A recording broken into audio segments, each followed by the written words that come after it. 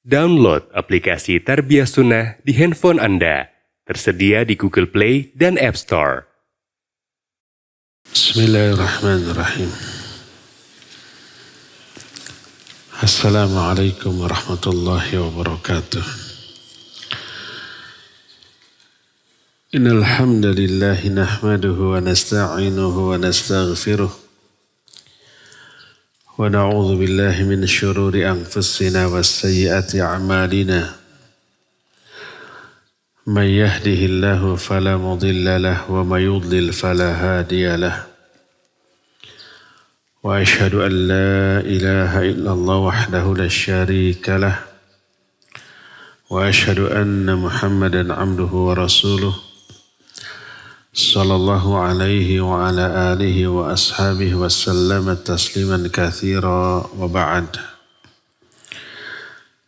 Hadirin jamaah Masjid Agung Al-Ukhwah Bandung yang Allah muliakan.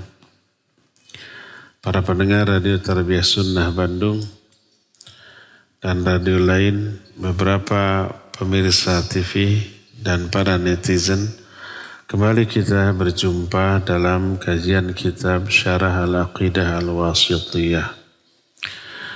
Kita sedang membahas pokok-pokok akidah Ahlus Sunnah. Akidah Ahlus Sunnah adalah beriman kepada rukun iman yang 6. Dan kita sudah membahas 2 rukun. Rukun pertama rukun iman kepada Allah, yang kedua iman kepada para malaikat.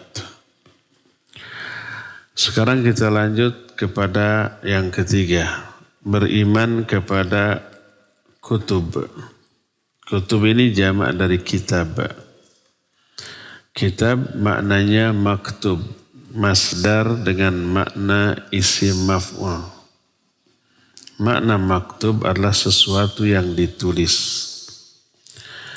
Yang dimaksud kitab di sini adalah al-kutubul lati anzalaha Allah Ta'ala ala rusulihi rahmatan lil khalqi wa hidayatan lahum liyasilu biha ila sa'adatihim fid dunya wal akhirah. Yang dimaksud kitab yang wajib diimani adalah kitab-kitab yang Allah turunkan kepada para rasulnya sebagai rahmat bagi seluruh makhluk dan hidayah bagi mereka agar menghantarkan mereka kepada kebahagiaan dunia dan akhirat. Jadi alat peraih kebahagiaan dunia akhirat itu hanyalah kitab ini. Bagi kita, kitab Al-Quran. Sebab hanya Al-Quran yang bisa menyelamatkan kita dari murka dan azab Allah dalam bentuk. Quran melarang semua perbuatan yang mengundang murka dan azab. Melarang hal-hal yang madarat dunia akhirat bagi kita. Kalau larangan ini kita jauhi, selamat kita dari murka dan azab Allah. Selamat dari neraka. Terus Quran juga memerintahkan atau menganjurkan untuk melakukan semua amalan yang bisa meraih ridho Allah, rahmat Allah, pahala Allah. Kalau dosa penyebab masuk neraka, pahala penyebab masuk ke dalam surga. Dosa harus dijauhi, pahala harus diikhtiarkan. Maka selamatlah dia dari murka dan azab Allah dan masuklah dia ke dalam rahmat Allah di surganya. Inilah kebahagiaan hidup yang hakiki. Faman zuhziha 'anil nar wa udkhilal jannah faqad faza. Siapa orang yang dijauhkan dari api neraka dan dimasukkan ke dalam surga, sungguh dia telah berbahagia. Iman kepada kitab mencakup 4 poin. Kalau hanya 3 poin, 2 poin, apalagi 1 poin, gak sempurna tuh keimanannya kepada kitab. Apa saja keempat poin ini? Pertama, al-iman bi anna nuzulaha min indillahi haqqa. Beriman bahwa turunnya kitab ini benar-benar dari Allah. Kitab ini firman Allah. Bukan ucapan manusia, ucapan para nabi, para rasul, bukan. Tapi firman Allah. Kalimat-kalimat Allah. Dan firman Allah atau kalamullah ini sifat Allah. Dan sifat Allah sama dengan zat Allah. Dan itu bukan makhluk. Siapa yang menyatakan Quran itu makhluk berarti dia meyakini Quran ini bukan sifat Allah. Karena hanya sifat Allah yang bukan makhluk. Berarti dia meyakini Quran ini ucapan orang, ucapan manusia, makanya dianggap makhluk.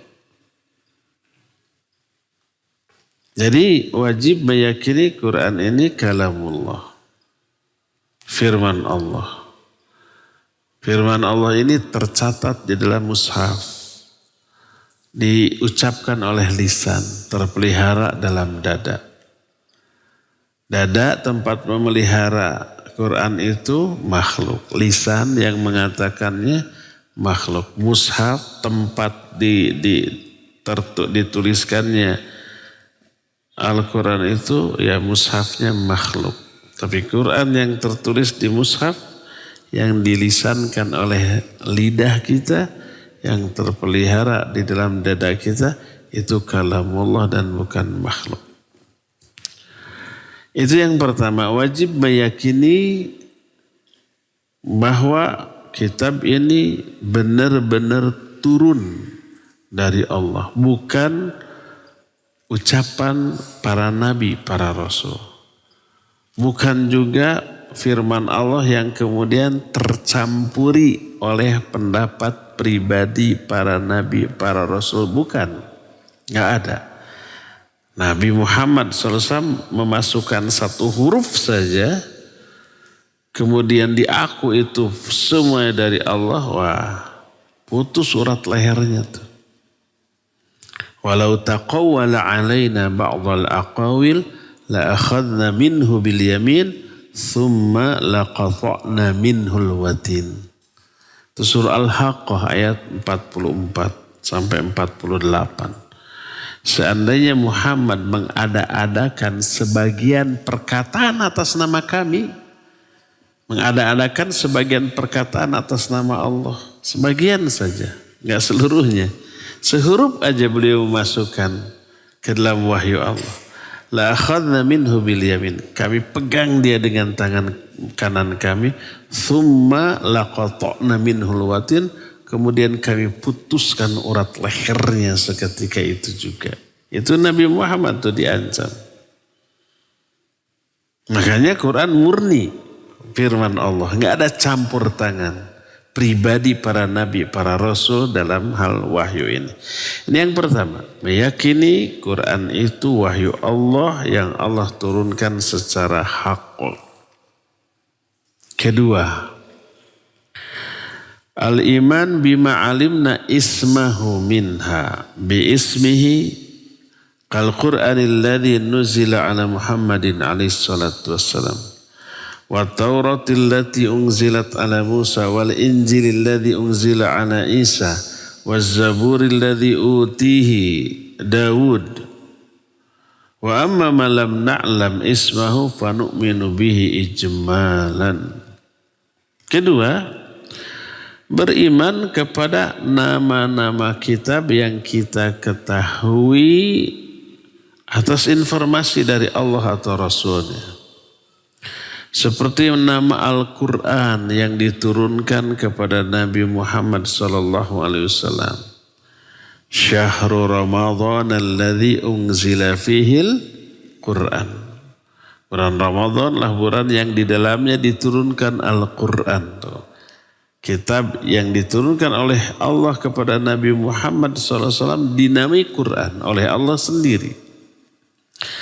Contoh umpamanya Taurat yang diberikan kepada Nabi Musa dijelaskan dalam Al-Quran. Contoh lain Injil, wa atainahul Injil. Kami berikan kepada Nabi Isa Injil disebut. Dan Zabur diturunkan wa atainahu Dauda Zabur. Kami berikan kepada Nabi Daud Zabur. 4 yang Allah sebut di dalam Al-Quran tentang kitab yang Allah turunkan kepada para nabi dan rasulnya. Taurat, Zabur, Injil dan Al-Quran. Adapun kitab yang tidak disebut namanya tapi diturunkan, maka kita imani secara global tanpa menyebut nama kitab.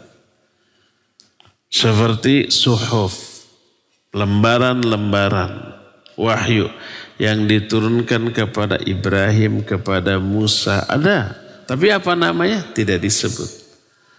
Jangan kita bikin nama, suhuf yang diberikan kepada Ibrahim biar mudah diberi nama Anu, nggak boleh. Itu poin yang kedua. Jadi meyakini, mengimani nama-nama dari kitab Allah yang diturunkan, yang Allah sebut di dalam Al-Quran dan hadis yang sahih. Adapun yang tidak disebut namanya ya kita imani secara global saja. Ketiga, tasdiqu ma sahha min akhbariha ka akhbaril Quran wa akhbari ma lam yubaddal aw yuharraf min al-kutubis sabiqah. Ketiga, beriman kepada kitab mencakup membenarkan berita-berita yang sahih yang ada di dalamnya. Seperti berita Al-Quran tentang masa lalu. Kita tidak mengalami, tidak menyaksikan. Tapi oleh Allah diceritakan kisah para nabi. Kisah Nabi Musa dengan Fir'aun. Kisah Nabi Ibrahim dengan Raja Namrud. Kisah nabi-nabi sebelumnya diceritakan oleh Allah dalam Al-Quran. Wajib kita percayai walaupun tak masuk akal, iya. Seperti mukjizat Nabi Isa bisa menghidupkan yang mati. Seperti Nabi Musa disuruh menyembelih sapi, lalu sebagian dari daging sapinya dipukulkan kepada kuburan. Lalu kuburan itu keluarlah mayat dan hidup. Nggak masuk akal kan? Tapi diceritakan oleh Allah dalam Al-Quran. Wajib kita percaya itu betul ada. Nabi Isa membuat burung-burungan dari tanah, diemplek-emplek, membentuk burung, ditiupuh geleber menjadi burung beneran. Nggak masuk akal? Ya, tapi diceritakan oleh Allah dalam Al-Quran. Wajib kita yakini. Nabi Uzair yang oleh Allah dimatikan selama 100 tahun. Kan begitu masuk ke sebuah negeri yang mati, gersang, gak ada kehidupan. Dia bertanya bagaimana Allah menghidupkan kembali bumi yang mati. Bagaimana cara Allah menghidupkan kembali orang yang sudah mati. Akhirnya Allah mematikan dia selama 100 tahun. Setelah 100 tahun dibangunkan lagi. Ditanya kam labitha, berapa lama kamu tidur? Dia menjawab labithu yauman aw ba'dha yaum. Kami tidur setengah hari atau hanya sehari. Kata Allah bal labitha mi'ata am. Kamu sudah tidur 100 tahun. Gak masuk akal? Iya. Tapi diceritakan oleh Allah dalam Al-Quran. Wajib kita meyakini. Ashabul Kahfi 309 tahun ditidurkan oleh Allah. Gak masuk akal? Iya. Tapi diceritakan. Wajib kita percayai. Jadi walaupun tidak masuk akal wajib. Termasuk berita tentang masa depan. Diceritakan dalam Al-Quran ketika kiamat. Idza zulzilatil ardu zilzalaha. Belum, kiamatnya belum terjadi. Tapi ketika nanti terjadi kayak gitu tuh. Wajib kita yakini. Ketika kehidupan di alam kubur. Sebagian diceritakan oleh Allah dalam Al-Quran. Ketika di padang mahsyar diceritakan. Ketika peristiwa hisab. Mizan. Dibagikannya catatan amal. Orang kafir dibangkitkan dalam keadaan berjalan dan berdiri di atas wajahnya. Gak masuk akal. Tapi diceritakan oleh Allah maka Al-Quran wajib kita percayai. Termasuk berita dalam kitab-kitab sebelum Quran yang belum dirubah, belum diganti. Iya. Nah, cuma masalahnya banyak yang ditambah-tambahkan. Disebutnya kisah Israiliyat. Israiliyat itu ya kisah yang berasal dari kalangan Bani Israel. Yang diceritakan oleh pendeta-pendeta mereka secara turun-temurun jadi aja melegenda gitu. Sehingga ketika Nabi sudah lahir, cerita kisah Israiliyat itu masih menyebar di kalangan para sahabat. Terlebih ada beberapa pendeta baik Nasrani ataupun Yahudi yang masuk Islam. Kemudian dia menceritakan beberapa kisah yang dia peroleh dalam kitab-kitab sebelumnya. Benar apa tidak? Ada yang benar, ada yang tidak. Makanya para ulama mensikapi. Karena Nabi SAW menyatakan wahadithu an Bani Israel. Ceritakan oleh kalian tentang kisah Israiliyat ini. Tapi jangan dusta. Maka Imam Ibnu Katsir dalam kitab tafsirnya dalam Muqaddimah tafsir. Ketika membahas ma ahsanu turuqit tafsir. Bagaimana cara menafsirkan Al-Quran terbaik. Beliau menjelaskan. Kata beliau, ahsanu turuqit tafsir, tafsir Quran bil Quran. Sebaik-baik cara menafsir Quran adalah menafsirkan dengan Al-Quran lagi. Ayat ditafsirkan dengan ayat. Kedua dengan hadis. Ketiga dengan aqwal sahabat. Nah, adapun menafsirkan Quran dengan hadis palsu atau kisah Israiliyat tidak boleh. Lalu beliau menjelaskan bagaimana mensikapi hadis-hadis Israiliyat ini. Beliau menjelaskan, kalau isi dari kisah Israiliyat ini sesuai dengan Quran dan Sunnah, maka boleh diterima dan harus diterima, dipercaya dan silakan ceritakan. Kalau isinya sesuai dengan Quran Sunnah. Kedua, kalau bertolak belakang dengan Quran Sunnah, wajib ditolak. Tidak boleh diceritakan. Kecuali dengan menceritakan, dengan menerangkan kekeliruannya dan kesalahannya. Ini yang kedua. Yang ketiga ada kisah Israiliyat yang tidak mendukung dan tidak didukung oleh Quran, juga tidak bertolak belakang dengan Al-Quran dan Sunnah. Maka ini boleh diceritakan, boleh tidak, tetapi tawakuf, berdiam diri dari hal itu dalam arti tidak menceritakannya, ini lebih selamat. Nah, inilah sikap para ulama terhadap kisah-kisah Israiliyat. Jadi poin yang ketiga, termasuk bagian dari beriman kepada kitab adalah membenarkan seluruh informasi dari kitab itu. Kalau ada informasi dari Quran pasti benar itu, pasti benar. Baik yang dulu ataupun yang akan datang. Masuk akal ataupun tidak masuk akal, terima, wajib diyakini. Adapun kalau yang bersumber dari kitab-kitab terdahulu, selama itu belum dirubah, belum ditambah, wajib diyakini. Tapi yang jadi masalah kita tidak tahu ya apa sudah dirubah atau belum kisah ini gitu kan. Maka 3 sikap para ulama tentang kisah Israiliyat tadi. Ya. Inilah poin yang ketiga. Poin yang keempat. Poin terakhir. Maksudnya terakhir dari kandungan iman kepada kita. Bukan terakhir ngajinya baru mulai. Poin terakhir al-amalu bi ahkamin ma lam yunsakh minha waridha wa taslim bihi sawa'un fahimna hikmatahu aw lam nafhamha wa jami'ul kutubis sabiqah mansukhatun bil Qur'anil azim.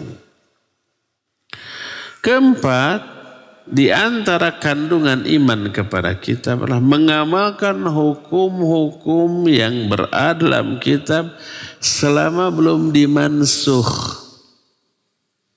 Adapun kalau sudah dimansuh maka tidak boleh lagi diamalkan. Apa termasuk Al-Quran? Iya. Ada ayat Al-Quran yang dimansuh? Ada.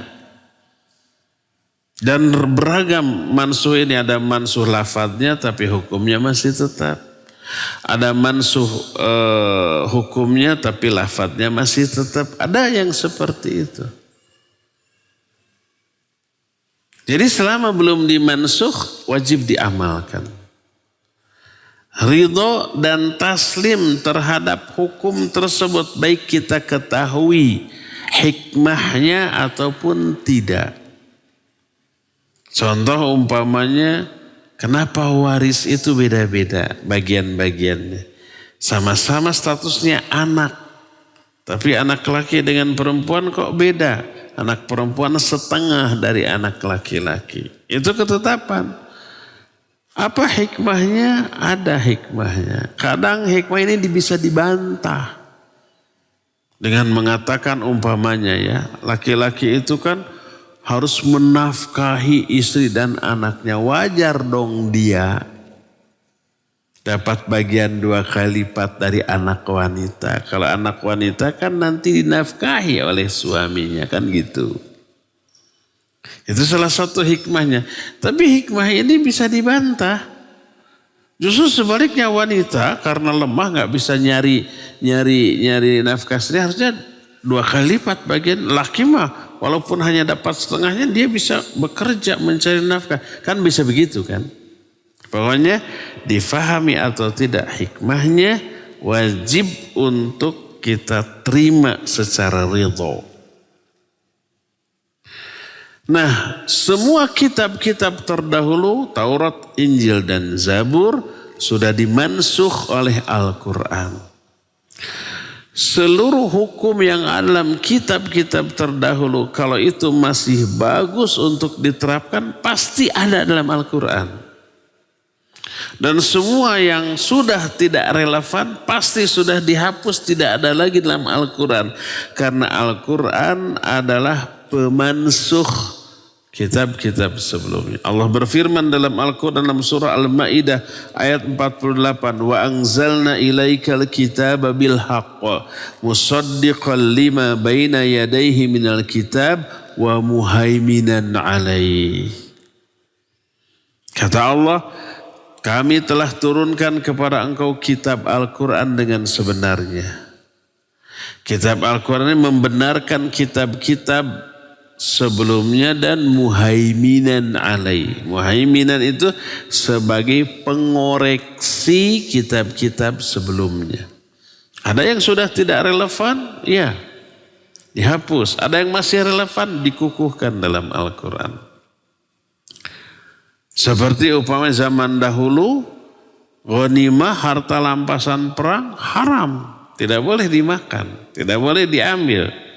Tapi dikumpulkan di suatu tempat terbuka, setelah terkumpul, api menyambar lalu dibakar.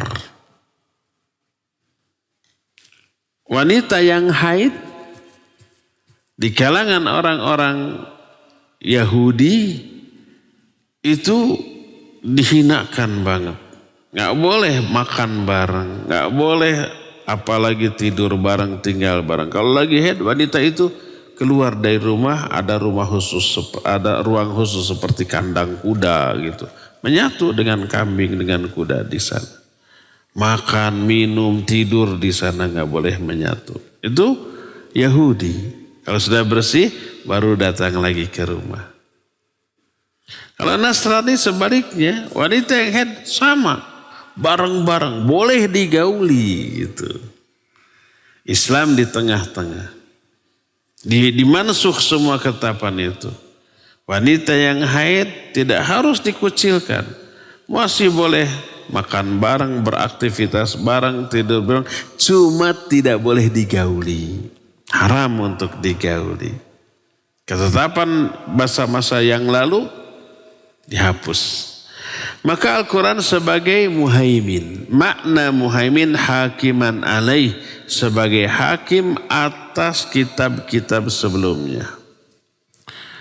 Maka berkata Syekh Al-Utsaimin, wa ala hadza fala yajuzul amalu bi ayyi hukmin min ahkamil kutubis sabiqah illa ma sahha minha wa aqarrahu al-Qur'an.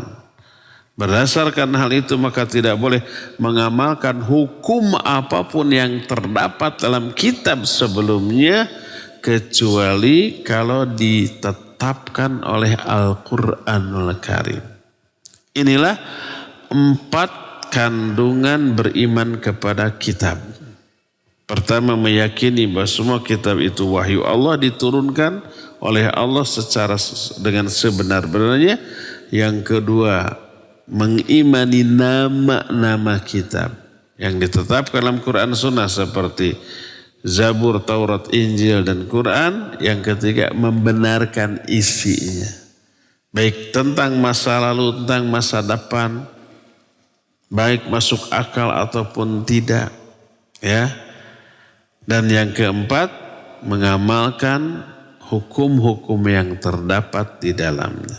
Inilah 4 kandungan beriman kepada kitab. Ternyata beriman kepada kitab itu membuahkan beberapa sikap positif. Apa buah dari beriman kepada kitab? Buah pertama, al-ilmu bi'inayatillahi ta'ala bi'ibadih. Haitsu anzala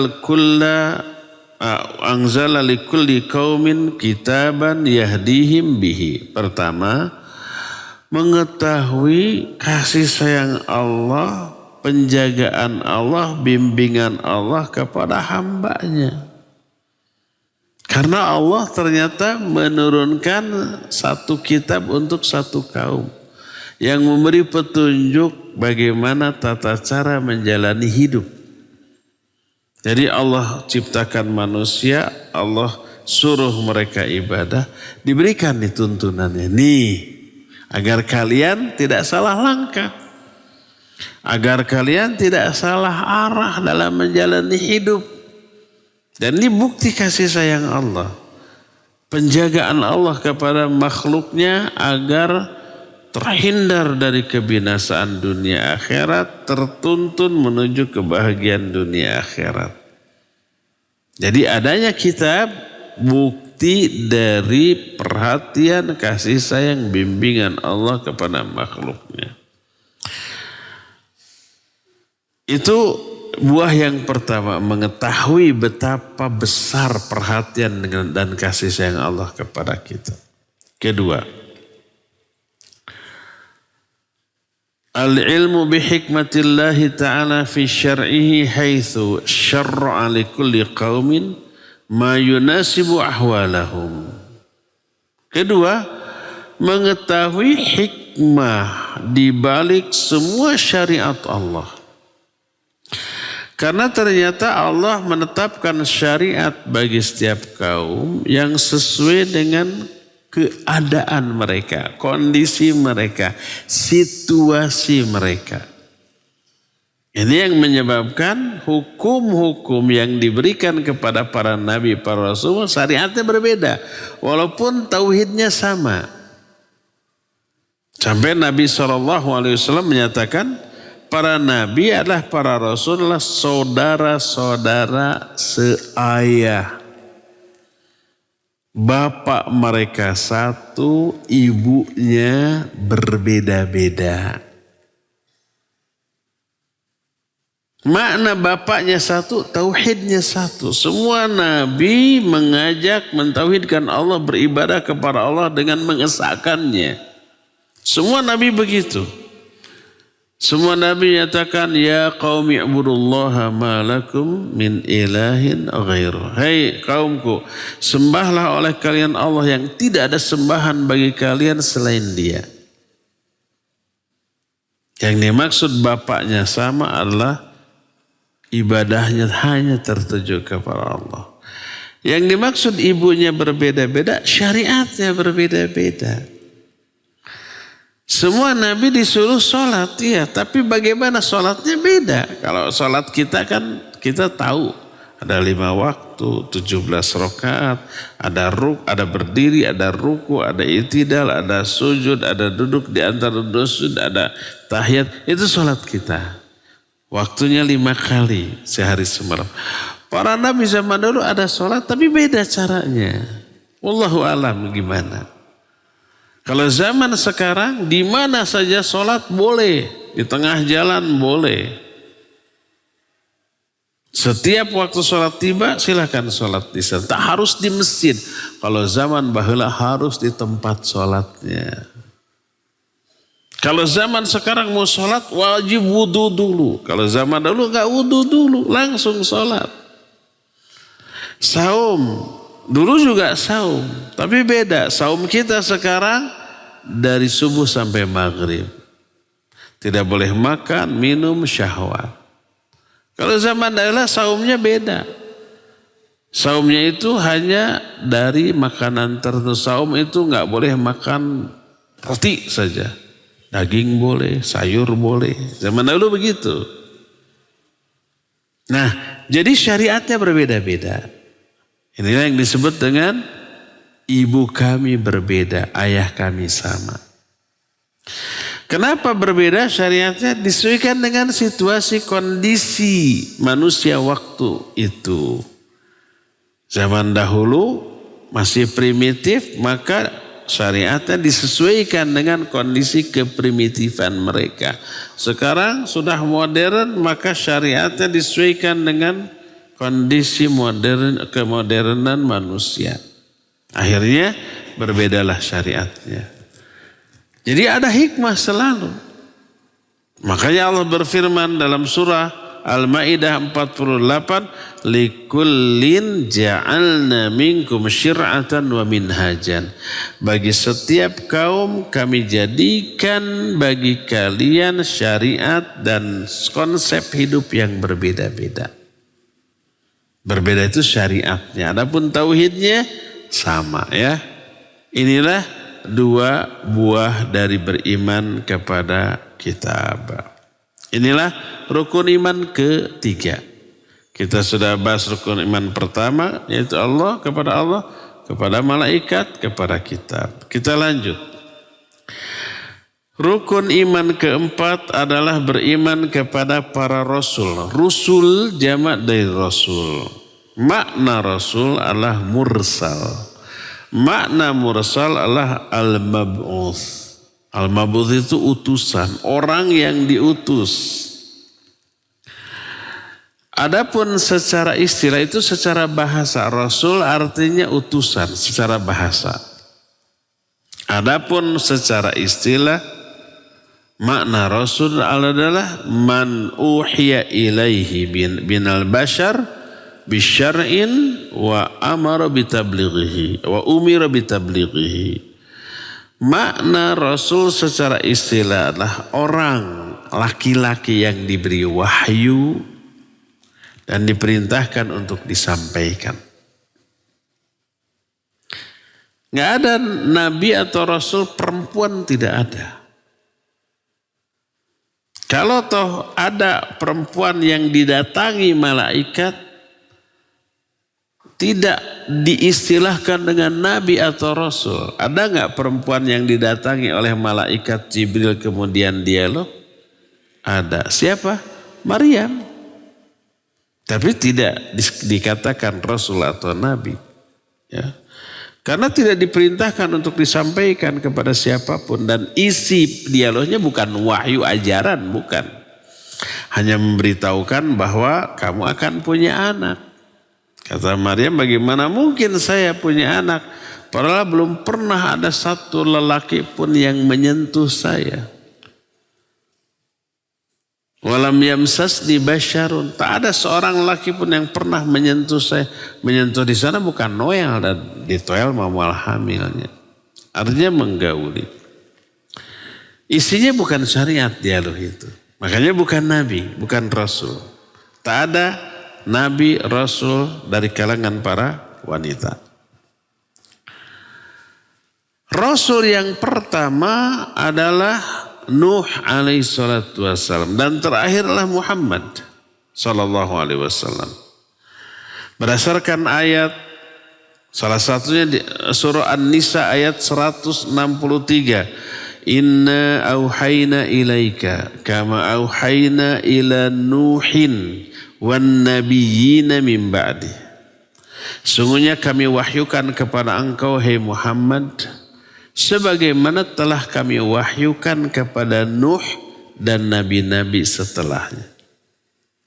Allah menyebut Nuh sebagai nabi yang pertama. Tidak Adam. Adam bukanlah rasul, tapi beliau nabi. Apa bedanya nabi dengan rasul?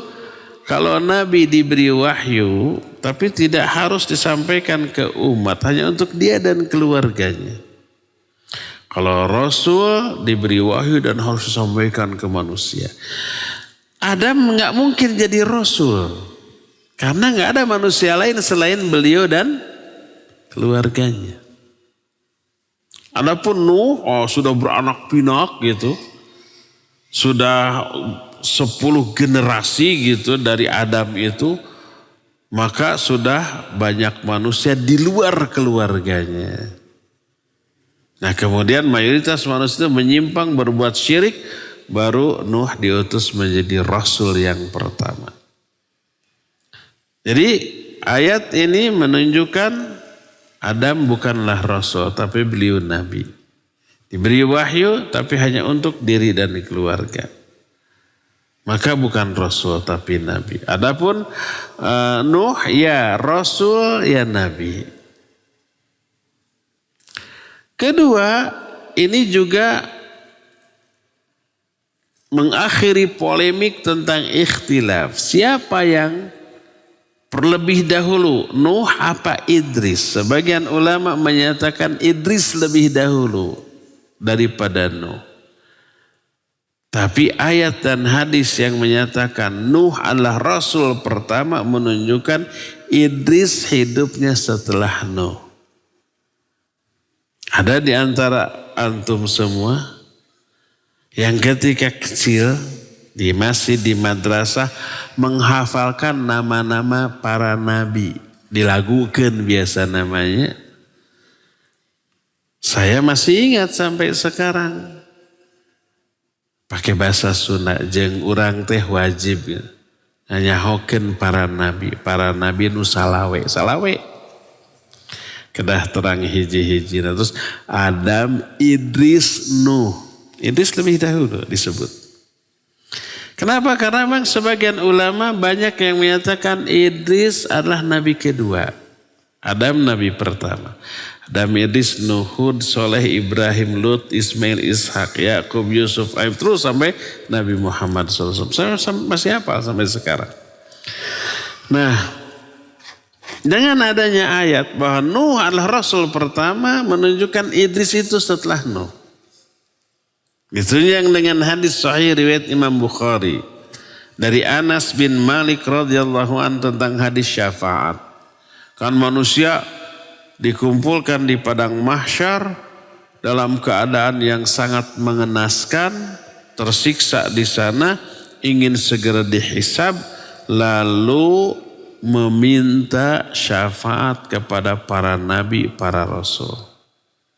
Yang pertama didatangi Adam. Yang kedua Nuh dan seterusnya. Sebagaimana diterangkan.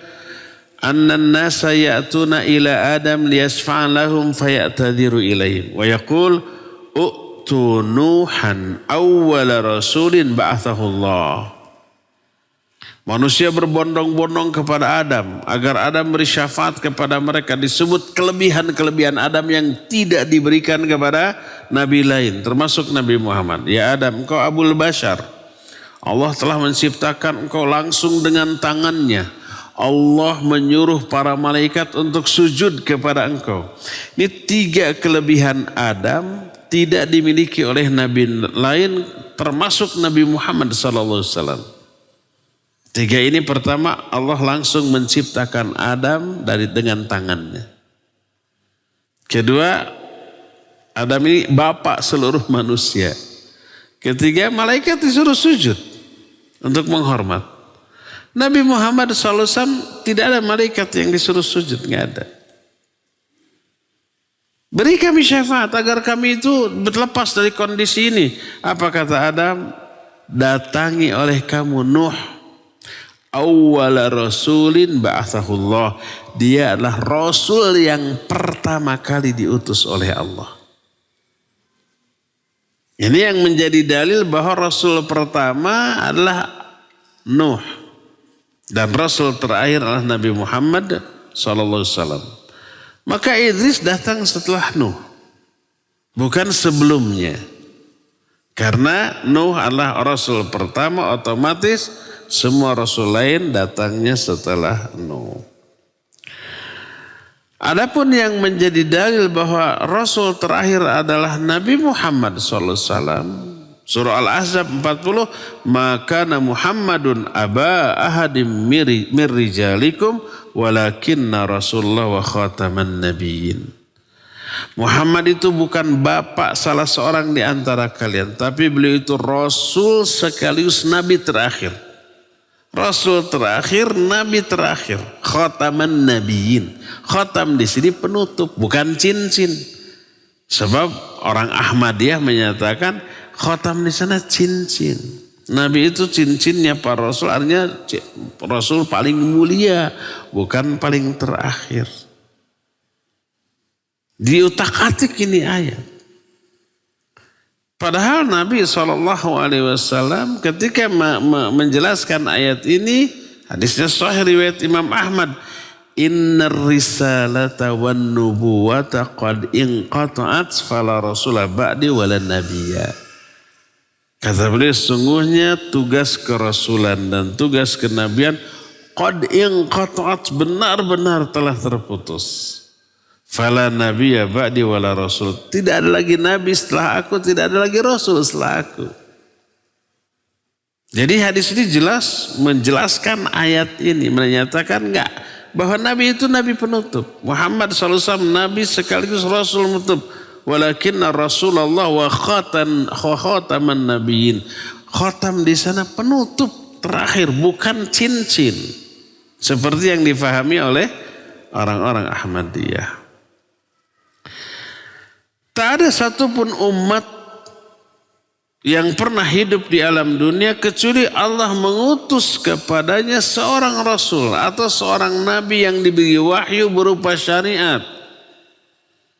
Sebagaimana firman Allah dalam surah An-Nahl ayat 36, "Walaqad ba'atsna fi kulli ummatin rasulan an i'budullah wajtanibut taghut." Sungguh kami telah mengutus kepada setiap umat seorang rasul. Satu umat satu rasul yang menyerukan sembahlah oleh kalian Allah dan jauhi taghut. Ayat ini menyatakan setiap umat ada satu rasul. Minimal. Kadang satu umat bisa lebih dari satu rasul. Seperti Nabi Musa dengan Nabi Harun kan satu zaman. Dua-duanya diutus untuk menghadap siapa? Fir'aun. Jadi kadang satu umat bisa lebih dari satu rasul, tapi tidak pernah ada satu umat kosong dari rasul yang diutus, tidak ada. Allah berfirman dalam surah Fatir ayat 24, wa in min ummatin illa khala fiha nadhir. Tidak ada satupun umat yang berlalu dalam kehidupan itu kecuali di dalamnya pasti diutus seorang pemberi peringatan. Pasti itu. Dalam surah Al-Maidah 44 Allah menyatakan inna anzalna taurata fiha huda wa nur yahkumu bihan nabiyun alladina aslamu alladina hadu. Sungguhnya kami telah turunkan kitab Taurat, di dalamnya ada petunjuk dan cahaya. Semua para nabi menghukumi umatnya dengan kitab Taurat ini. Jadi ketika Taurat diturunkan kepada Nabi Musa, nabi-nabi sebelumnya memperlakukan Taurat. Ilyasa, Dzulkifli, Daud. Kalau Daud sudah Zabur. Ilyasa, Dzulkifli. Nabi setelah Nabi Musa menetapkan Taurat. Para rasul adalah manusia biasa, makhluk yang sama dengan kita. Makan, minum, tidur, nikah, beranak pinak. Memiliki kelemahan sama dengan kelemahan kita. Kalau tidak makan, lapar, tidak minum haus, tidak tidur ya lelah ngantuk gitu. Beranak pinak ya sama. Kalau disakiti sakit, berdarah, mati. Manusia biasa, para nabi, para rasul. Karena itulah mereka tidak memiliki hak al-uluhiyah ataupun ar-rububiyah. Hak uluhiyah itu hak untuk disembah. Para nabi gak boleh disembah. Berkata Allah Azza wa Jalla kepada Nabi Muhammad SAW yang Allah jelaskan dalam Al-Quran surah Al-A'raf 188. Qul la amliku li nafsi naf'an wa la dharra illa ma sya'allah. Walau kuntu a'lamul ghaiba lastaksartu minal khairi wa ma massani yasu. In ana illa nadhiru wa basyirun liqaumi yu'minun. Katakan olehmu, hai Muhammad. Ini perintah Allah kepada Nabi untuk berkata seperti ini. Aku tidak memiliki kemampuan untuk memberi madarat atau manfaat sekalipun kepada diri sendiri. Semua manfaat dan madarat hanya yang Allah kehendaki saja. Seandainya aku mengetahui perkara gaib, maksudnya apa yang akan terjadi di masa yang akan datang, tahu, maka pasti aku akan meraih banyak kebaikan dan tidak akan terkena keburukan.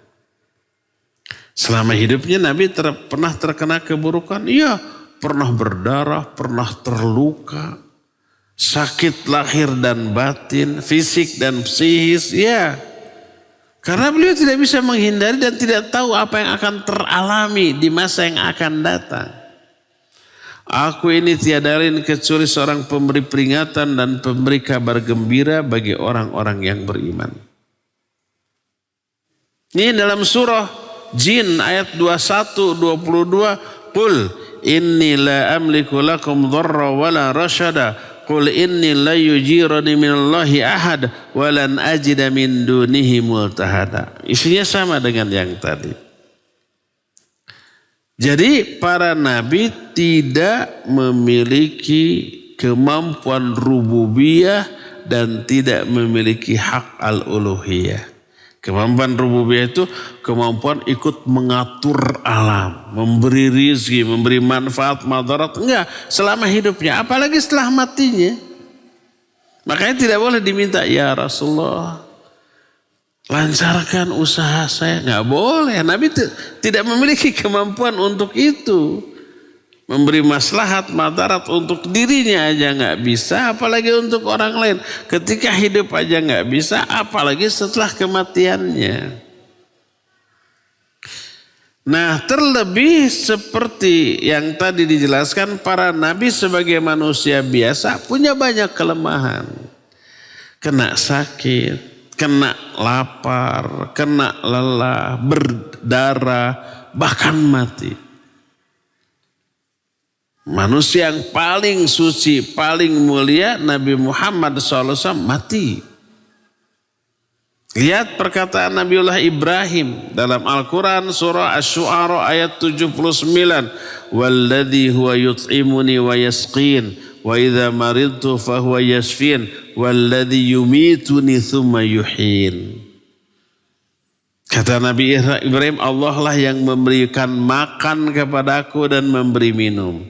Bila aku sakit, dialah yang menyembuhkanku. Dia pula yang mematikan aku, kemudian akan menghidupkan kembali aku. Tuh gitu.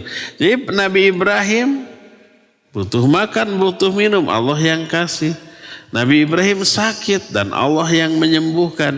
Nabi Ibrahim dimatikan dan dihidupkan kembali oleh Allah. Bahkan Nabi paling hebat yaitu Nabi Muhammad SAW juga terkena lupa. Bahkan ketika ibadah lupa. Kata Nabi SAW dalam hadis sahih riwayat Imam Bukhari dan Imam Muslim, innama ana basyarun mithlukum ansa kama tansun fa idza nasitu fadzakkiruni. Aku ini hanyalah manusia biasa seperti kalian. Aku lupa seperti kalian suka lupa. Kalau aku lupa, ingatkan. Nabi suka lupa? Iya. Bahkan ketika ibadah, iya. Pernah nggak Nabi sholat lupa jumlah rakaat? Pernah. Dan ini tidak berkaitan dengan kemaksuman beliau. Maksum tapi lupa tetap lupa. Tapi lupanya Nabi dalam ibadah menjadi anugerah bagi kita yang pelupa. Dari lupanya Nabi dalam ibadah lahir syariat sujud sahwi. Jadi ketika Nabi sholat duhur atau asar yang harusnya 4 rakaat, ini baru 2 rakaat sudah salam. Ada Abu Bakar, Umar, Utsman, Ali diem. Tidak nanya, tidak protes gitu. Disangkanya mungkin syariat sudah berubah, yang tadinya 4 rakaat sekarang jadi 2 rakaat. Cuma ada seorang sahabat, ya Rasulullah, apakah sudah berubah syariat atau engkau lupa? Kata Nabi, syariat gak berubah, aku juga tidak lupa. Bala nasita ya Rasulullah. Oh kalau begitu ya engkau lupa ya Rasulullah. Kita baru 2 rakaat. Nabi SAW tidak percaya kepada orang yang lalu bertanya kepada Abu Bakar dan yang lainnya. Benarkah kita sholat baru 2 rakaat? Disebutkan, iya. Setelah semuanya membenarkan, barulah Nabi SAW menambah lagi 2 rakaat dan diakhiri oleh sujud sahwi. Lupanya Nabi SAW melahirkan syariat sujud sahwi. Sempurna nih. Syariat ini bagi umat yang suka lupa. Coba bayangkan kalau Nabi tidak pernah lupa, seluruh sholatnya sempurna, kitanya pelupa. Pas lupa, aduh tadi tahiyat awal kelewat, gitunya. Harus gimana? Bingung kita. Untung Nabi SAW dilupakan oleh Allah ketika itu. Sehingga lahir syariat sujud sahwi. Pas kita yang pelupa, lupa kelewat. Tenang, ada sujud sahwi. Sempurna. Jadi kata Nabi SAW, innama ana basyaru mithlukum ansa kama tansun. Fa idza nasitu fadzakkiruni. Aku manusia biasa seperti kalian. Aku juga suka lupa seperti kalian lupa. Kalau aku lupa, ingatkan. Kelupaan beliau tidak mengurangi kemaksuman beliau. Maksum lupa-lupa. Sama dengan sifat kemanusiaan lainnya. Beliau kalau tidak makan lapar, tidak minum ya haus. Kalau umpamanya dilukai ya terluka. Gak boleh, katanya Nabi maksum tapi terluka. Gak ada hubungan antara luka dengan maksum. Nabi, katanya Nabi maksum tapi lapar. Gak ada hubungan kemaksuman dengan rasa lapar. Termasuk Nabi kena sihir. Menunjukkan sisi kemanusiaan beliau sebagai manusia biasa. Ya. Sampai turun ayat Al-Quran surah Al-Falaq dan An-Nas. Diruqyah oleh malaikat Jibril. Hadis tentang kena sihirnya Nabi SAW sahih riwayat Imam Bukhari dalam kitab Sahih Bukhari. Jangan ini ditolak oleh akal. Nabi mah kan dijaga oleh Allah. Gak mungkin kena sihir kan gitunya. Itu berlaku, Nabi kan dijaga oleh Allah. Kenapa terluka? Kenapa berdarah? Jadi dijaganya itu bukan dalam hal itu. Kemaksumannya bukan dalam hal itu. Apa hikmah Nabi kena sihir? Hikmahnya kita tahu bagaimana cara menghadapi dan mengobati sihir. Oleh karena itulah, maka tidak ada hubungan antara kena sihirnya beliau dengan kemaksuman beliau. Ya. Allah Azza wa Jalla telah mensifati para nabi dengan sifat ahli ibadah, bukan diibadati. Coba lihat Nabi Nuh, innahu kana 'abdan syakura. Sesungguhnya Nabi Nuh hamba yang pandai bersyukur. Hamba, beliau beribadah kepada Allah sebagai hamba. Setiap kali para nabi berada dalam posisi yang agung, yang mulia, setiap kali itu pula mereka disebut dengan sebutan hamba. Tadi Nabi Nuh ketika bersyukur disebut hamba. Innahu kana 'abdan syakura. Nabi Nuh hamba yang pandai bersyukur. Lihat Nabi Muhammad SAW. Ketika beliau menerima wahyu, posisi menerima wahyu adalah posisi mulia. Saat itu Allah menyebut hamba. Kata Allah dalam Al-Quran, dalam surah Al-Furqan ayat yang pertama, Tabarakalladzi nazzala al-furqana ala abdihi liyakuna lil alamina nadhira. Maha barakah Allah yang telah menurunkan Furqan kepada hambanya. Furqan ini Al-Quran. Hambanya ini adalah Nabi Muhammad SAW. Ketika menerima Al-Quran disebut hamba. Tidak disebut Maha barakah Allah yang telah menurunkan Quran kepada nabinya atau rasulnya. Enggak, tapi kepada hambanya. Lihat ketika Nabi diisrokan. Allah menyebut hamba. Padahal ketika Isra Mi'raj itu posisi yang agung, mulia. Enggak semua Nabi Isra Mi'raj ya. Hanya Nabi Muhammad SAW. Ketika Allah menerangkan Nabi diisrakan, Allah menyebut hamba. Allah berfirman, Subhanalladzi asra bi'abdihi lailan minal masjidil haram ilal masjidil aqsa alladzi barakna haulah. Maha suci Allah yang telah mengisrakan hambanya. Allah tidak menyebut Subhanalladzi asra bin nabihi atau bi rasulihi, tidak. Maha suci Allah yang telah mengisrakan nabinya atau rasulnya, enggak, tapi yang telah mengisrakan hambanya dari Masjidil Haram ke Masjidil Aqsa yang telah kami barokahi sekelilingnya. Lihat lagi Nabi Ibrahim, Nabi Ishak, Nabi Yakub. Mereka itu disebut dengan sebutan hamba pada posisi yang mulia. Kata Allah, Wadhkur ibadana Ibrahim wa Ishak wa Yaqub ulil aidi wal absar. Ceritakan oleh kalian hamba-hamba kami. Ibrahim, Ishak, Yaqub. Disebut hamba, tidak ceritakan oleh kamu nabi-nabi kami, enggak, tapi hamba-hamba kami. Ini menunjukkan setiap seorang manusia menghambakan dirinya kepada Allah, Allah angkat kemuliaan dia lebih tinggi. Setiap kali seorang hamba merasa diri hina di hadapan Allah, Allah angkat derajat kemuliaannya. Sebaliknya, ketika seorang hamba merasa diri besar dan tinggi, Allah hinakan dia. Ngerasa besar itu namanya takabur, gumede. Gumede itu kan orang kecil tapi ngerasa gede, kan orang Sunda namanya gumelis. Artinya goreng patut tapi ngerasa gelis. Guminter, bodoh tapi ngerasa pinter gitu kan. Gumasep, goreng patut tapi ngerasa kasep. Nah itu. Jadi orang yang sebenarnya hina tapi merasa gede, takabur namanya, Allah hinakan. Sebaliknya orang menghinakan diri di hadapan Allah, Allah angkat.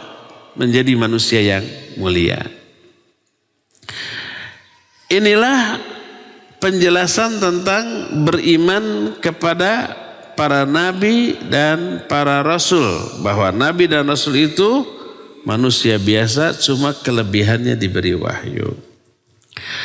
Adapun beriman kepada para rasul mencakup 4 poin. Apa sajakah ke-4 poin itu? Pertama, kita bahas di pertemuan yang akan datang. Sekarang sudah habis waktunya, 1 jam. Cukup 1 jam.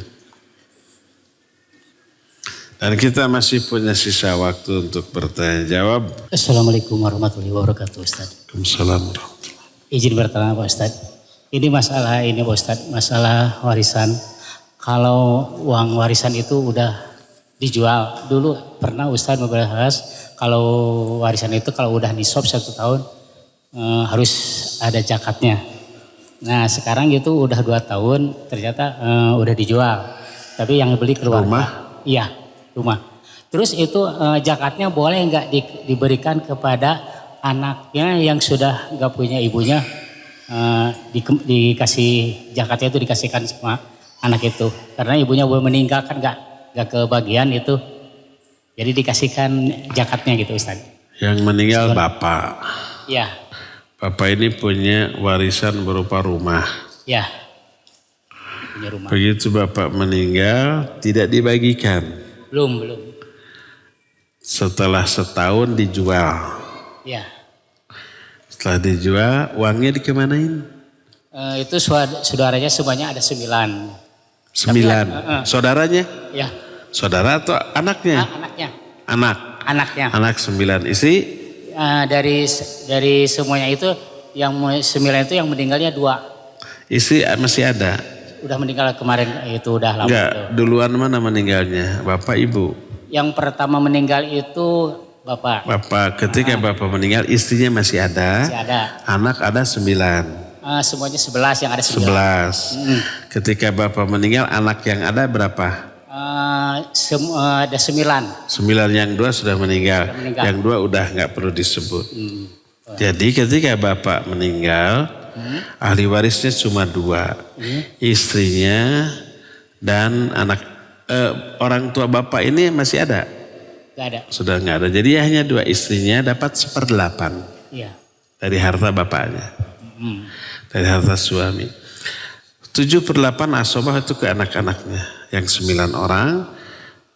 Bagian laki-laki 2 kali lipat dari bagian perempuan. Nah ketika rumah ini terjual, 1/8 dari harta penjualan ini ke istrinya kan, 7/8 dibagi ke anak-anaknya dengan pembagian laki-laki dapat 2 bagian daripada wanita. Udah, hanya itu, yang lain nggak boleh. Nggak dapat waris. Jelas? Sudah. Turunkan.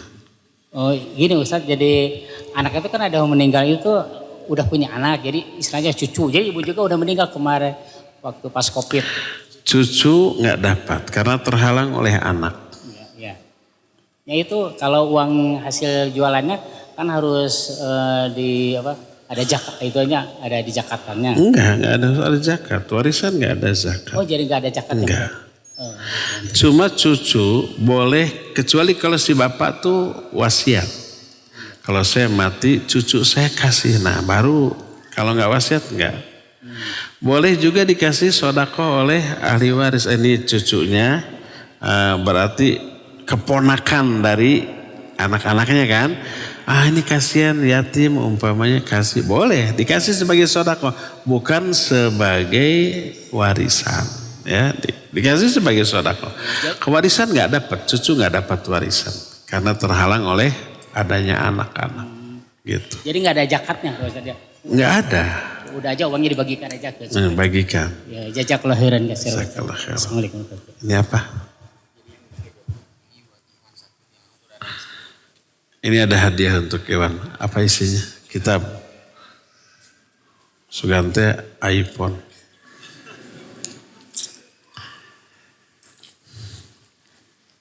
Yang bertanya dikasih hadiah. Sekelah khairan. Afan Ustaz, ana belum lama ikut kajian sunnah dan belum lama ini mendengar kalau setiap manusia sudah dituliskan takdirnya masuk surga apa neraka. Lantas bagaimana dengan ikhtiar-ikhtiar kita, amalan ibadah dan doa kita?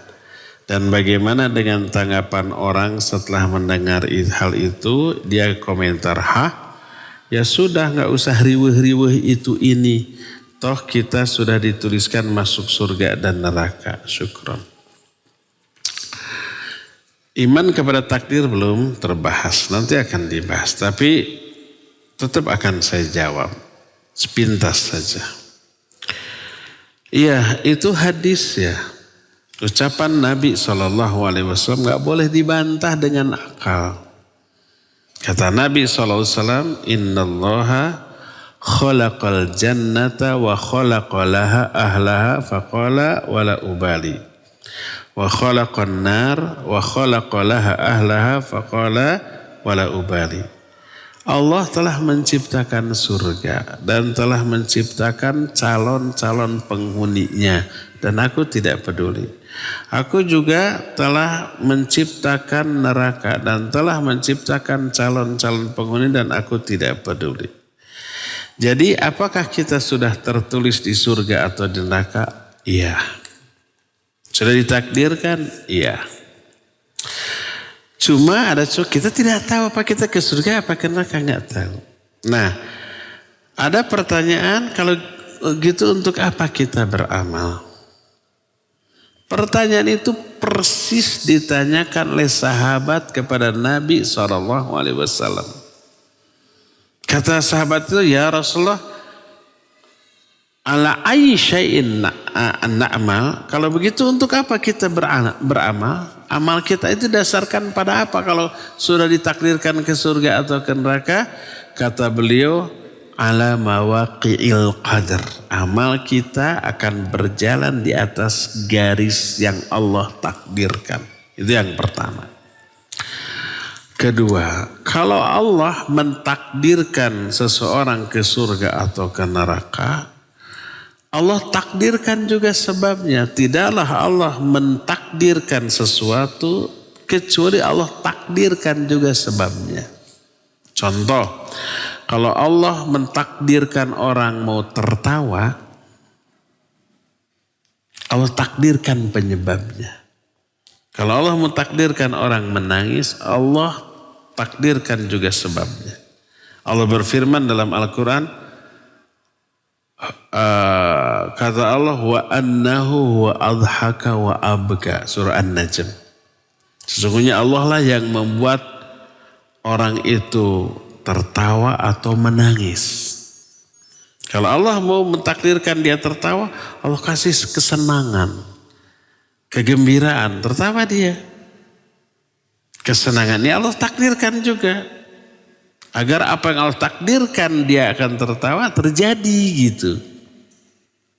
Kalau Allah mentakdirkan seorang menangis, Allah takdirkan sebabnya, dikasih kesedihan, musibah, nangis dia. Kalau Allah mentakdirkan kita kenyang, Allah takdirkan sebabnya. Yaitu diberikan makanan yang banyak, kemerdekaan. Jadi selalu, gak mungkin takdir tanpa sebab. Gak mungkin umpamanya orang sudah 3 hari 3 malam gak makan minum, tapi ditakdirkan kenyang. Saya mah tidak makan juga, sudah ditakdirkan kenyang, tetap kenyang. Ya mungkin. Kalau Allah mentakdirkan seseorang punya anak, Allah takdirkan dia nikah. Gak mungkin Allah mentakdirkan seseorang punya anak, tapi tidak ditakdirkan menikah, jomblo seumur hidup. Enggak mungkin ya. Termasuk kalau Allah mentakdirkan seseorang ke surga, Allah takdirkan dia ketika hidup di dunianya beriman, beramal soleh, akidahnya lurus, pola pikirnya selaras dengan Quran dan Sunnah. Kalau Allah mentakdirkan seorang ke neraka, Allah takdirkan dia di dunia juga durhaka. Memiliki pola pikir yang keliru seperti ini. Kalau memang sudah ditakdirkan mah sudah aja. Saya nggak perlu ibadah. Ngapain ibadah capek-capek tapi ditakdirkan nanti ke neraka? Nggak mungkin. Kalau kita di dunianya tidak ibadah, durhaka, tunggul dirurut, catang dirumpat. Yang diperintahkan ditinggalkan, yang dilarang dilanggar. Nah berarti orang ini akan ditakdirkan masuk neraka. Makanya di dunia ditakdirkan punya pola pikir seperti itu. Oleh Allah disesatkan di dunia. Orang sesat itu bukan sesat sendiri, tapi disesatkan oleh Allah. Wa may yudlil fala hadiya. May yahdihillah fala mudilla wa may yudlil fala hadiyalah. Siapa yang diberi hidayah oleh Allah nggak akan ada yang bisa. Siapa yang disesatkan oleh Allah, bukan sesat sendiri. Maka tak ada seorang pun yang mampu memberi hidayah kepadanya. Jadi orang sesat karena disesatkan oleh Allah. Orang beriman karena diberi hidayah oleh Allah. Nah, kalau begitu nggak adil dong. Kenapa ini disesatkan, itu diberi hidayah? Nah, adil. Tidaklah Allah menyesatkan seseorang kecuali pasti ada alasannya. Tidaklah seseorang diberi hidayah kecuali pasti ada alasannya. Apa alasannya? Dia berbuat baik, akibatnya diberi hidayah oleh Allah. Dia berbuat dosa, akibatnya disesatkan oleh Allah.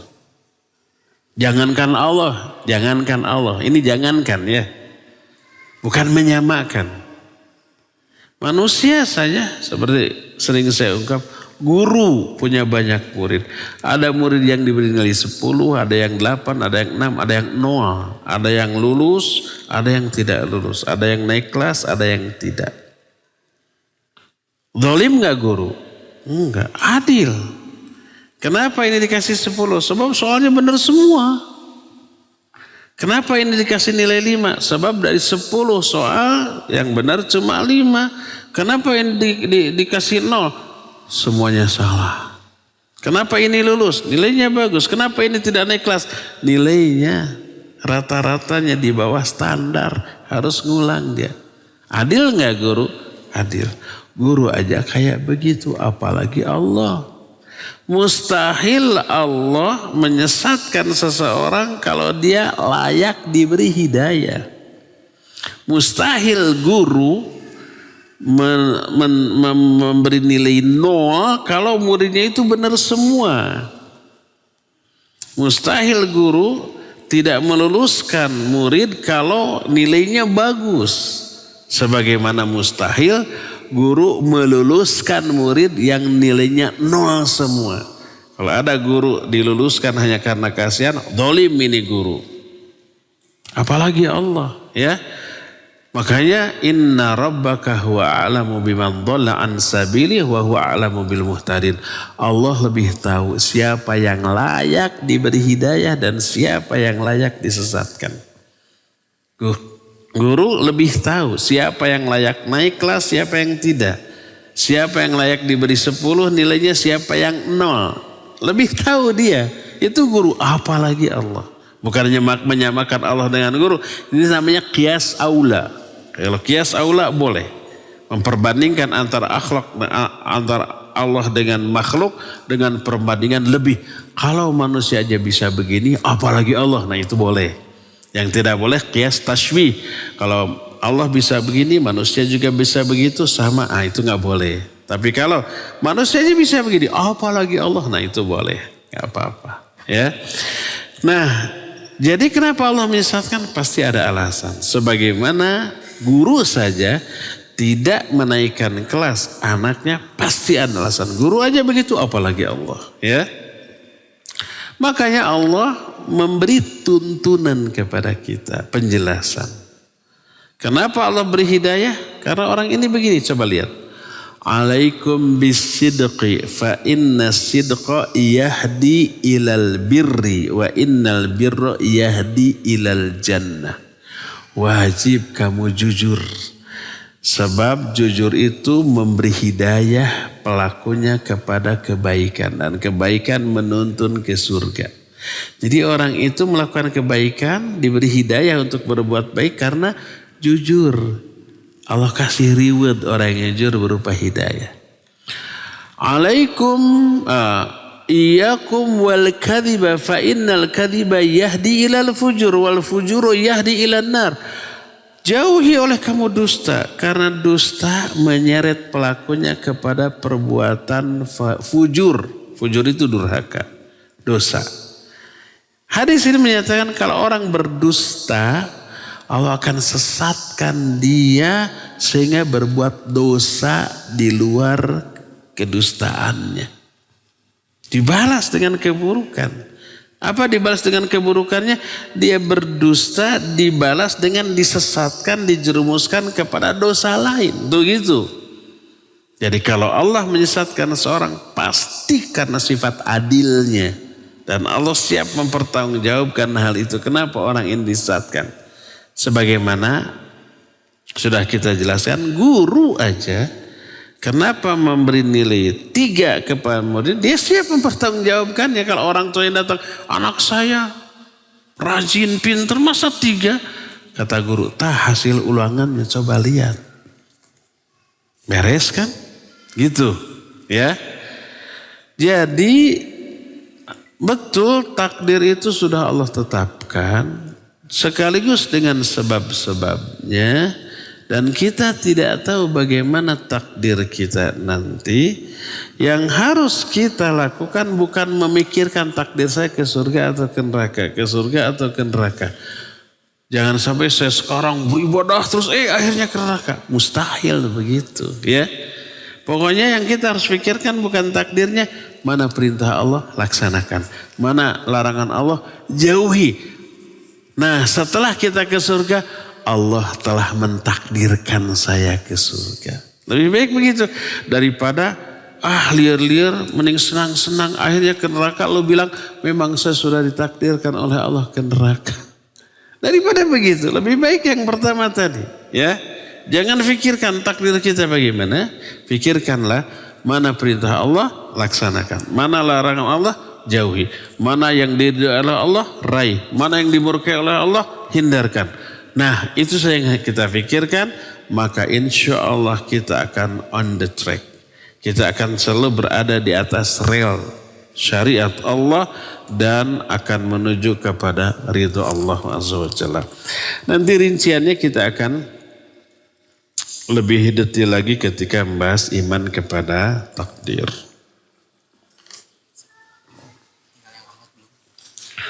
Oh, ada hadiah untuk Ahwat. Ahwat ngacung yang mau hadiah.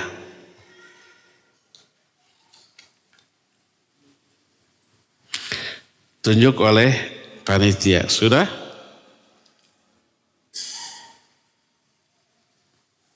Ya Ustadz, sudah.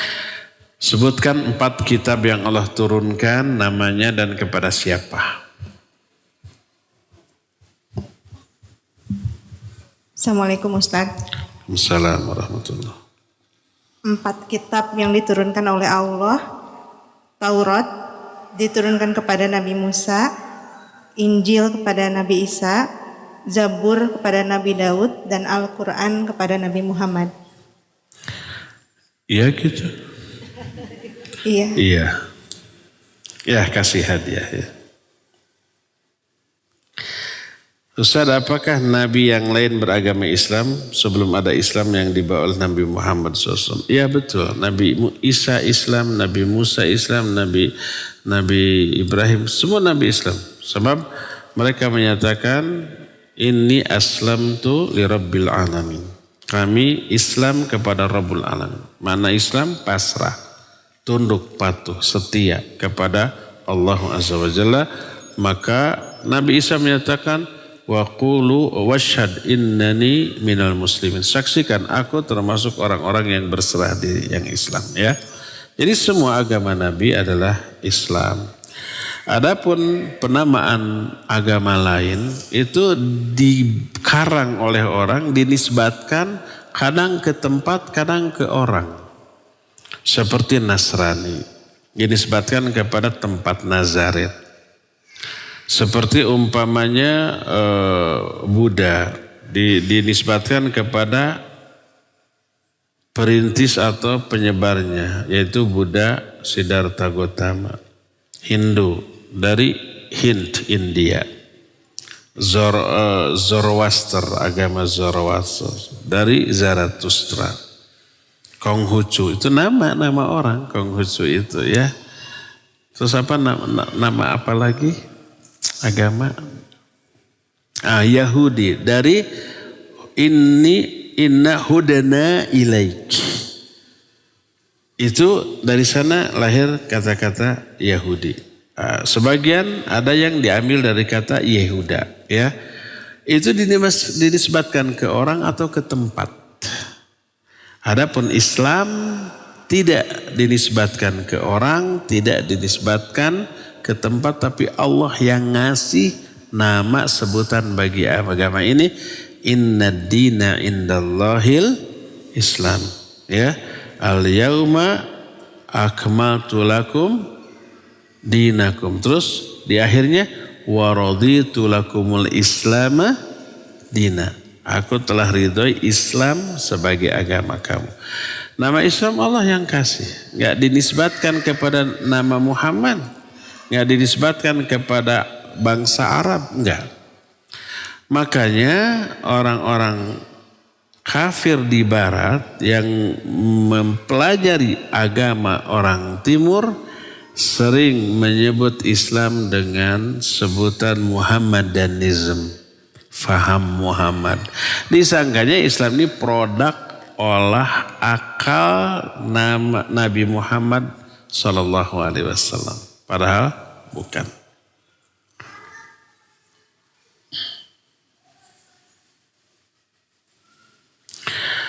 Bagaimana dengan wali songo? Apakah mereka termasuk orang yang terpilih untuk menyebarkan Islam, dan ada yang diberikan karomah oleh Allah dan ada yang bisa menyembuhkan orang sakit, bisa terbang dan lainnya? Itu lebay, korban film. Gak ada manusia sesakti apapun bisa terbang. Nabi Muhammad bisa terbang? Enggak. Ketika Isra Mi'raj gak terbang, tapi naik buruk, ya. Ya ada. Terlalu lebay kita ini. Apalagi digambarkan di film-film itu, para wali songo itu untuk meraih kesaktian, yang ditonjolkan kesaktiannya. Sampai tidak sholat seperti Sunan Kalijaga. Disebut Kalijaga itu ngejaga kali tapa. Tapa itu bukan dari ajaran Islam. Sampai berbulan-bulan tidak makan, tidak minum, tidak tidur, tidak sholat. Bayangkan, sakti aja. Dukun yang kayak gitu, ya. Itu orangnya yang keliru mencitrakan, membuat image yang salah tentang sosok para wali di mata mereka. Keliru. Yang ditonjolkan dari wali itu kesaktiannya. Bukan ketawaduannya, bukan keselarasan mereka dengan syariat Islam. Itu. Akhirnya muncul image yang keliru. Pokoknya yang namanya wali pasti sakti mandraguna. Yang namanya wali mah pasti saciduh metu saucap nyata. Yang namanya wali mah pasti weruh sadurung winarah.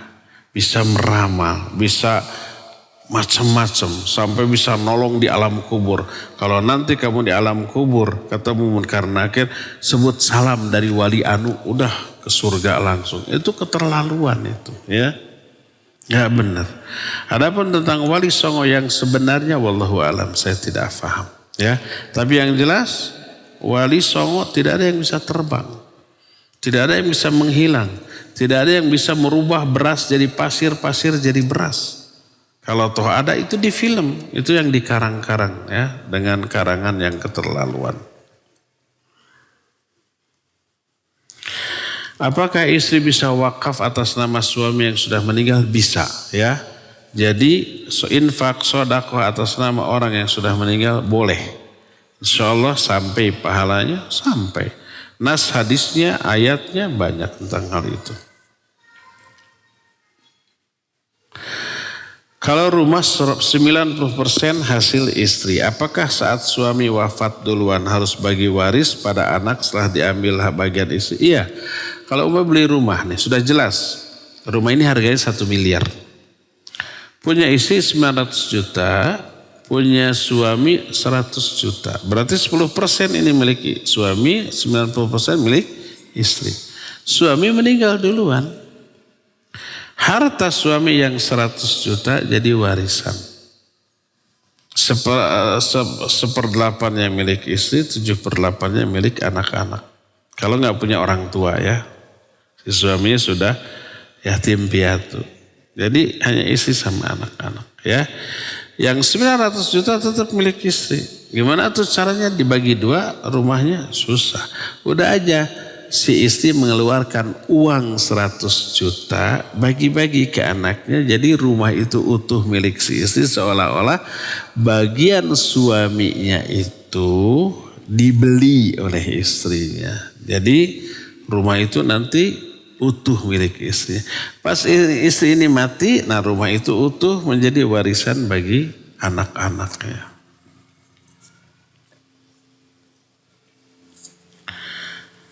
Bagaimana cara bersalawat kepada Nabi dan bacaan salawatnya seperti apa?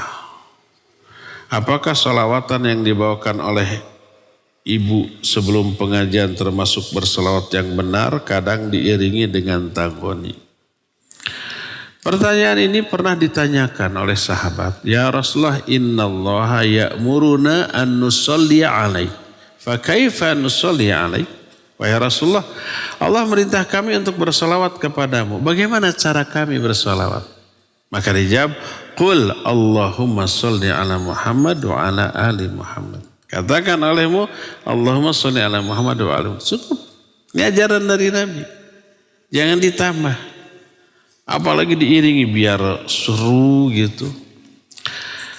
Orang sekarang banyak mengamalkan sholawat yang bukan berasal dari Nabi SAW. Tapi dikarang-karang oleh orang.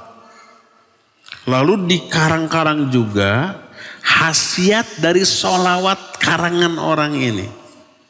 Kita mendengar ada sholawat kamilah atau sholawat munfarijah. Atau sering juga disebut sholawat Allahumma sholli sholatan kamilatan wa sallim salaman taman ala sayyidina Muhammad dan seterusnya. Ini 400 tahun setelah Nabi wafat baru lahir, baru muncul oleh orang Maroko. Lalu dia mengamalkan sholawat ini, semua hajat-hajatnya terpenuhi. Nyebar aja ke seluruh dunia. Padahal karangan orang. Para sahabat imam yang 4 tidak mengamalkan itu karena belum ada salawat ini ya. Tapi ini dianggap lebih ampuh daripada salawat yang diajarkan oleh Nabi SAW. Terlebih isinya itu banyak dikritik oleh para ulama. Ada salawat badriyah, salatullah salamullah yang dijanjikan gitunya.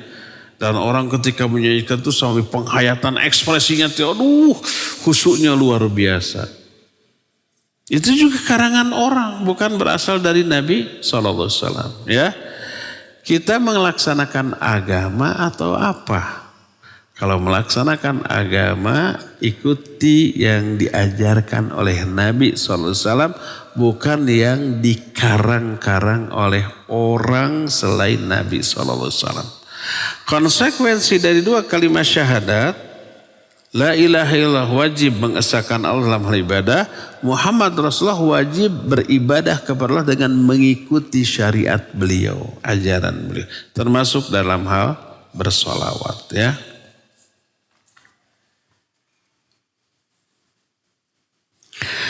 Apakah kebiasaan membaca surah Yasin Fadilah setiap malam Jumat termasuk mengada-ada? Lihat aja di zaman Nabi ada apa enggak? Enggak ada. Iya berarti diada-adakan. Yang dianjurkan dibaca malam Jumat dan hari Jumat adalah surah Al-Kahfi. Itu apa hadisnya, katanya ada yang mentaifkan. Iya yang mentaifkan, tapi yang mentaifnya kumpulan ustaz. Kalau para ulama ahli hadis, para mujtahidin menyatakan hadis itu makbul, sahih. Syal'alabani mensahihkan dalam kitab Irwaul Ghalil. Ketika ini muncul, saya langsung cek Irwaul Ghalil. Syal'alabani menghasankan hadis ini. Syekh bin Baz menyatakan hadis salat tentang membaca surah Al-Kahfi hari Jumat malam itu banyak. Ada yang sahih, ada yang dhaif, ada yang hasan. Tapi keseluruhan menunjukkan ini sahih. Silakan amalkan. Imam Syafi'i menganjurkan, silakan baca Al-Kahfi, ya. Syekh Al-Utsaimin, fatwa lajnah imam, silakan. Ini fatwa mujtahidin, mufti asli beneran, para ahli hadis, ikuti itu. Jangan sampai ini digugurkan hanya sekelompok ustadz yang mendhaifkan. Ikuti yang lebih ahli saja, ya.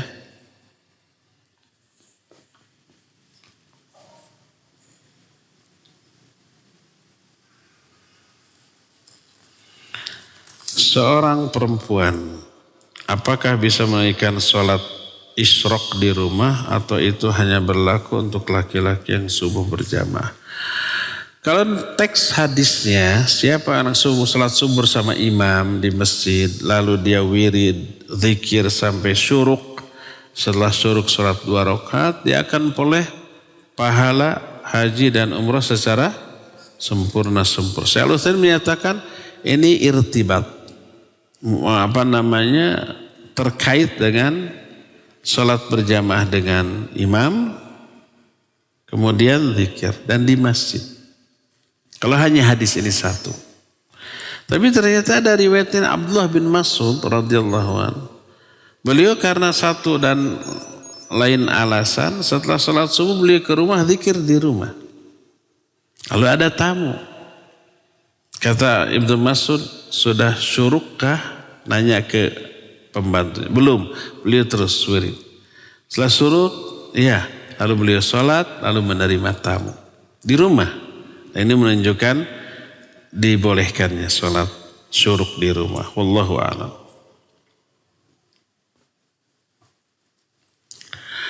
Ada orang bertanya di WA grup. Namun tidak ada yang bisa menjawab. Karena pertanyaannya membuat kami bingung. Siapa tahu Pak Ustadz bisa bantu jawab. Masukkan ke grup itu. Jangan katanya. Apa arti niat awam, niat juhal, niat ahli nifaq, niat ulama, niat ahli tasawuf, niat ahli hakikat. Semuanya niat. Niat awam, niat orang awam. Orang umum. Niat juhal itu orang-orang bodoh. Awam juga, awam tuh bodoh. Niat ahli nifak, maksudnya orang-orang munafik. Niatnya untuk dunia. Tidak ikhlas. Niat ulama, ya niatnya para ulama. Niat ahli tasawuf, ini beda lagi. Tasawuf, Syekh Abu Bakar Jabir Al-Jazairi menyusun sebuah kutaib namanya tasawuf. Apa tasawuf? Definisi tasawuf adalah orang yang memahami Quran Sunnah dengan ro'yu dan dzauq. Ro'yu dan dzauq itu perasaan, rasa, bukan oleh ilmu. Oh, Quran ini diakal-akali, cocok nggak dengan rasa? Kalau cocok, difahami, diamalkan. Dan itu adalah kekeliruan, sama dengan memahami Quran Sunnah bukan dengan ilmu yang semestinya, ya.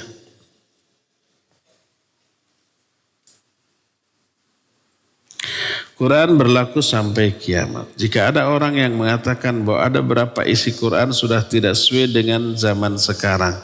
Misal seperti perbudakan. Apakah pernyataan itu benarkan secara syariat? Nggak boleh. Sekarang tidak ada perbudakan. Iya. Di Indonesia, di banyak negara. Tapi di beberapa negara Afrika masih ada. Berlaku di sana. Dan nanti di akhir zaman perbudakan ini akan muncul lagi. Kita tidak tahu, iya. Tapi Nabi SAW tahu atas dasar wahyu. Kalau umpamanya sekarang perbudakan dihapus, tadi suatu saat muncul lagi tentang perbudakan, gimana mengaturnya? Kalau ini dihapus tidak berlaku. Jadi sekarang ayat perbudakan tidak berlaku ya. Semua ayat hanya berlaku pada waktunya. Seperti umpamanya wajib sholat. Kapan? Pada waktunya. Sekarang tidak ada kewajiban sholat. Jam segini nih. Jam berapa? Jam 10:40. Ayo sholat itu wajib. Ya belum waktunya, nanti zuhur. Wajib saum, kalau enggak durhaka. Iya, tapi nanti pada waktunya. Ramadan. Bukan sekarang. Itu ya. Wajib haji. Kapan? Nanti pada waktu bulan haji. Bukan sekarang. Ayat tentang haji pada waktunya. Ayat tentang saum Ramadan pada waktu. Ayat tentang perbudakan juga pada waktunya. Ketika kasus itu muncul. Ketika belum muncul kasusnya ya jangan diterapkan sampai sekarang. Wajib nih Ramadan nih ayatnya kutiba alaikumusiyam. Ya bukan sekarang, nanti Ramadan. Sekarang ini ayat tentang kutiba alaikumusiyam gak berlaku, gak sesuai dengan kondisi. Iya, karena belum Ramadan, nanti pada waktu Ramadan. Ayat tentang perbudakan nanti diberlakukan ketika ada kasus itu. Sebagaimana ayat tentang saum Ramadan nanti amalkannya di Ramadan. Ayat tentang haji nanti pada waktu haji, bukan sekarang. Ayat tentang perbudakan nanti kalau perbudakan itu muncul. Dan nanti akhir zaman ada lagi perbudakan. Dari mana tahu? Nabi SAW menyatakan dalam hadis sahih riwayat Imam Bukhari dari Umar bin Khattab, ketika Jibril, ini dikenal dengan sebutan hadis Jibril. Jibril bertanya, "Fa-akhbirni anis sa'ah." Beritahukan kepadaku tentang kiamat. Dijawab, "Mal mas'ulu anha bi'alama minas sa'il." Yang ditanya enggak lebih tahu dari yang bertanya. Terus beritahu tanda-tandanya. Salah satunya adalah kata Rasul sallallahu alaihi wasallam, "Antalidal amatu rabbataha." Kalau seorang hamba sahaya telah melahirkan tuannya. Dan kata Syekh Salim bin Id Al-Hilali, hadis ini mengisyaratkan salah satu tanda kiamat akan muncul lagi perbudakan. Perbudakan ini hasil dari perang. Yang kalah, yang ditawan jadi budak. Nah nanti suatu saat ada perbudakan lagi. Di antara budak ada wanita, hamba sahaya wanita namanya amat. Dan syariat Islam menyatakan amat ini halal digauli oleh tuannya. Quran itu. Allah menyatakan dalam surah Al-Mu'minun ada, dalam surah Al-Ma'arij ada. Allah menyatakan walladzina hum li furujihim hafizun illa ala azwajihim aw ma malakat aymanuhum fa innahum ghairu malumin. Itu ayat. Orang mukmin orang yang memelihara faraj-faraj mereka kecuali ke istri dan ke hamba sahaya boleh. Ayat hadis banyak. Halal. Ketika digauli lalu hamil. Lalu melahirkan. Anaknya dinisbatkan kepada bapaknya. Anak tuannya. Dan merdeka. Ibunya tetap hamba sahaya. Tidak menjadi merdeka hanya karena punya anak dari tuannya. Enggak. Cuma anaknya merdeka. Ibunya tetap hamba sahaya. Dalam ilmu fikih disebut ummul walad. Nah, ini yang dimaksud hamba sahaya melahirkan tuannya. Anaknya merdeka dan menjadi tuan bagi ibunya. Dan ini termasuk di antara tanda kiamat nanti. Ini menunjukkan di akhir zaman muncul lagi perbudakan. Lalu untungnya apa dia? Kalau tuannya mati, ummul walad ini otomatis bebas, merdeka. Tidak lagi menjadi budak. Tapi menjadi orang merdeka. Itu keuntungannya kalau dia hamil punya anak dari tuannya. Kalau hamba sahaya lain yang gak punya anak gak merdeka dengan kematian tuannya. Nah jadi begitu. Jadi tidak boleh mengatakan ayat tentang perbudakan sudah tidak relevan harus dihapus. Itu sama aja dengan ayat tentang Ramadan sekarang hapus dulu lah, jangan dulu dibaca. Nanti kalau Ramadan baru baca. Enggak begitu, tetap harus sampai kiamat ya. Terakhir, jangan ada lagi yang bertanya.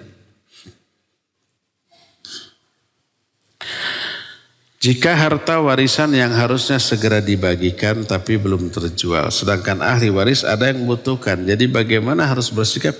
Begitu pemilik harta mati langsung bagi warisan. Jangan ditunda-tunda. Minimal prosentase perhitungan sudah ada. Si Cikal dapat sekian, yang kedua, yang ketiga, dan seterusnya. Istrinya dapat sekian, udah ada. Adapun kalau barangnya utuh tidak bisa dibagi-bagi, boleh dijual.